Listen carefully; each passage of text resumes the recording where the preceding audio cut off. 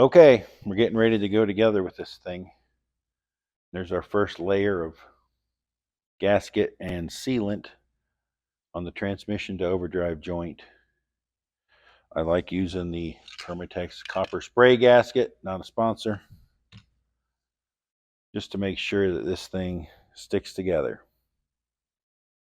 Okay, now we're ready to put the overdrive on. Second coat on top of the gasket of our spray gasket, copper, whatever stuff. It smells like candy. I'm sure it doesn't taste like candy, but probably tastes better than a Tide Pod. And we are ready to go together. Our springs are in place.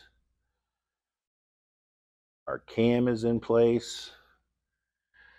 I'm going to have to get in here after we get it close and depress this pump to get it onto the cam. I made sure that the high part of the lobe is up. So we should be good to go. Okay, some things to note. One, when you get to this point, make sure that these nuts are started because it will get too tight in here to get them started once you get them all the way run down. So, and that's the voice of experience speaking just now.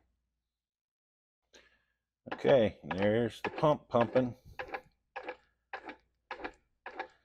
So we know we got proper cam engagement with the pump.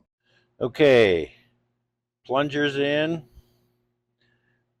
Accumulator piston is in.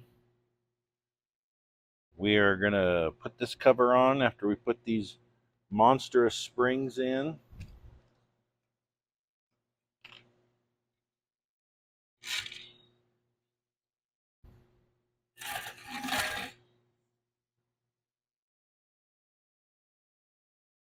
I think we're ready to assemble. Okay, you've seen this thing come apart, so you really don't want to see it go back together because it's just the reverse of that. And if you really are interested, which you'd really only be interested in step by step if you were doing this yourself. So you just want to get to this point. Does it work? Well, let's see. I've already put 2 quarts of oil in here. I got my catch pan because it has to be so high to get down into the pump. But let's see if we're successful.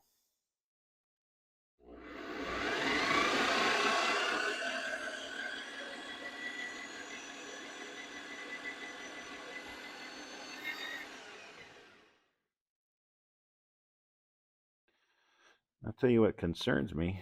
It drew in,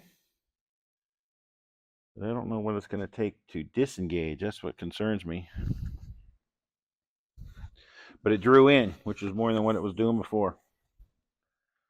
So we'll do another test after we get it fully assembled.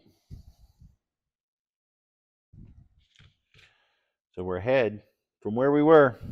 All we needed was a hole in the gasket, and we could have avoided all this. Okay, so it did release. I think the problem is because I was doing this dry, it got stuck. If once this is installed, tail shaft's on, and the housing's on, and everything's nice and oily, it'll engage and release better. Now I'm just trying to get the oil back out of it so I can finish putting it together and not make a gigantic mess. So, okay, we're gonna do our test, see if our overdrive works. So let me explain what we've got for our test bed. Okay, here's our drill with the reflective tape that we'll use with the optical tachometer. And here's more reflective tape on the yoke.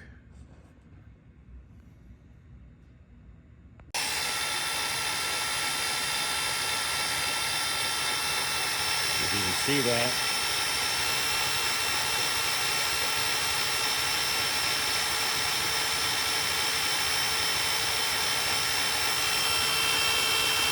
right around 740 RPM.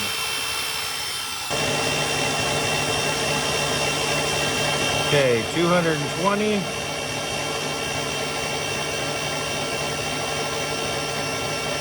We engaged the overdrive. 267. Disengage. 220. 267. 220. 267. That is a successful test. So I just finished editing this video, all the rebuild stuff.